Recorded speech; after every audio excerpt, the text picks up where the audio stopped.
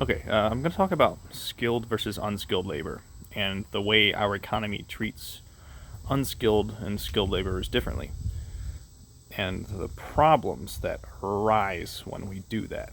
Now, if we create, there's an analogy I like to use between an engineer and a janitor. The janitor is the unskilled labor, and the engineer is the skilled labor, right? So, where do skilled laborers come from? Well, skilled laborers come from, well, normally they come from wealthier households, right? And normally unskilled laborers come from, poor households, okay? Now, obviously there are exceptions to this rule. However, if we expect the exception to become the rule, we're playing a dangerous game, okay? You can't expect the exceptions to become the rule. You can't expect everybody to strap their bootstraps up and become the exception. It's just not realistic. It doesn't follow basic logic. So, on average, the skilled laborer, the engineer, is going to come from a wealthier household, a well-off household. And the unskilled laborer is going to come from the poor household, right? The poor inner city or whatever. So, if we imagine a race to the top of the mountain, I've made this analogy before. If we imagine a race to the top of a mountain, and when you get to the top of the mountain, you get the good wage, okay? And in fact, you get a living wage and beyond. You get a wage that can supply your living expenses and beyond. And if you lose the race, you're going to end up living paycheck to paycheck, okay? As 60% of the country is right now. So start this race. Well, if we are honest about this race, then the average person in the wealthy household is starting halfway up the mountain, and the average person in the poor household is starting at the bottom. So we start this race, again, the large majority of the time, the person born with the silver spoon in their hand is going to win the race. They are going to be the ones who get that big wage, right? They're going to be the ones who make a living for themselves, a comfortable living.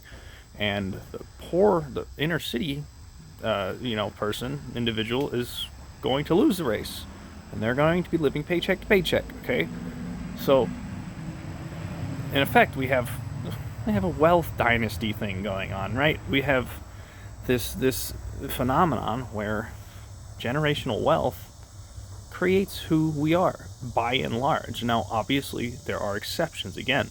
But also, we can't expect the exception to become the rule. And if we, in effect, it's not to say that we can't reward the engineer with a higher wage than the janitor. Because, again, if you say you do have the exception, say that the poor inner city kid does become the engineer every now and then, and the silver spoon fed kid becomes the janitor every now and then, the engineer deserves more money in this case, right? Or say say somebody just wants to live a minimalistic life and they don't want to go to school and study to become the engineer. Okay, obviously they don't deserve as much money as the person who is working harder, right? But in effect, what we have going on here is there's a spectrum here.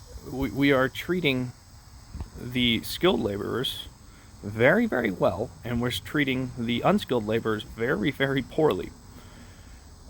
Obviously, we don't need to go into a complete communistic type of economy where everyone has the same exact wage, but we can do better than we are now, okay, right? We don't need to go to complete, to communism entirely. We can just maybe reward the engineer a little bit less, right? They don't need to make 4 times what the janitor makes, who's living paycheck to paycheck. And the janitor doesn't need to make as much as the engineer, right? But again, 60% of people are living paycheck to paycheck. So if we keep rewarding skilled labor so heavily, and we keep punishing unskilled labor, and the unskilled labor is the product of generational poverty, then what is the end result? The end result is rising wealth inequality. It's exactly what we're seeing. And rising wealth inequality leads to certain people being unable to purchase the necessities, to purchase the things they need to survive.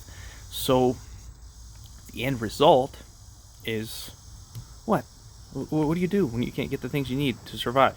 What do you do when you're working 60, 80 hours a week and you still can't support your children?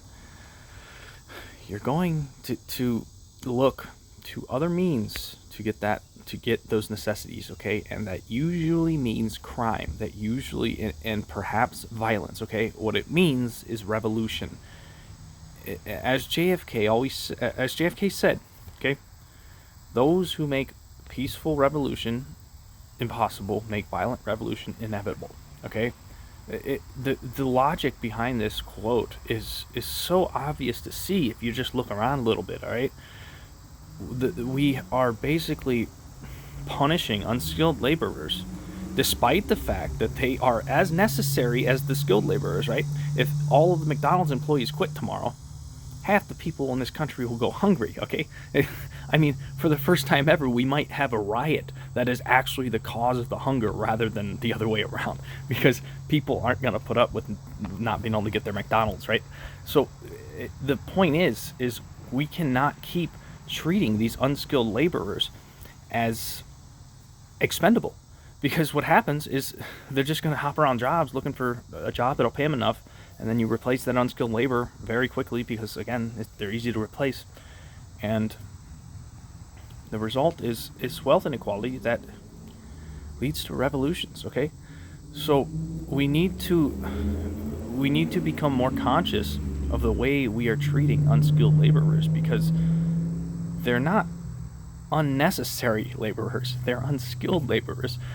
If you put too much emphasis on the fact that they are unskilled and you allow that to drive their wages down, then you miss the fact that they are necessary. I mean, it's basic logic, okay? If you put this problem in front of a 5-year-old, they would be able to tell you what is going on, and yet the entirety of the US and the people they vote for are floundering. We have no ability to fix the problem because we're not behaving like children, because again, children could do better than this, guys. What are we doing? Why don't we start to work together instead of being divided at every step?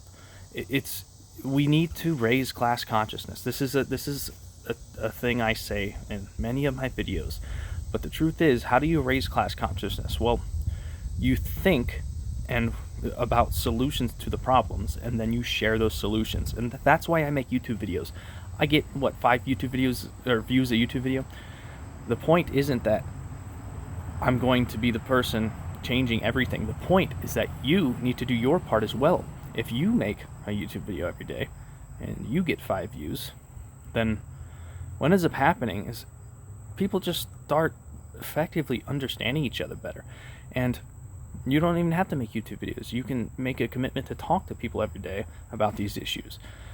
The point is, we have to increase class consciousness, and if we don't, we are going to continue down the path we're on, and that peaceful economic revolution is going to be made impossible because we become so divided because we don't understand each other.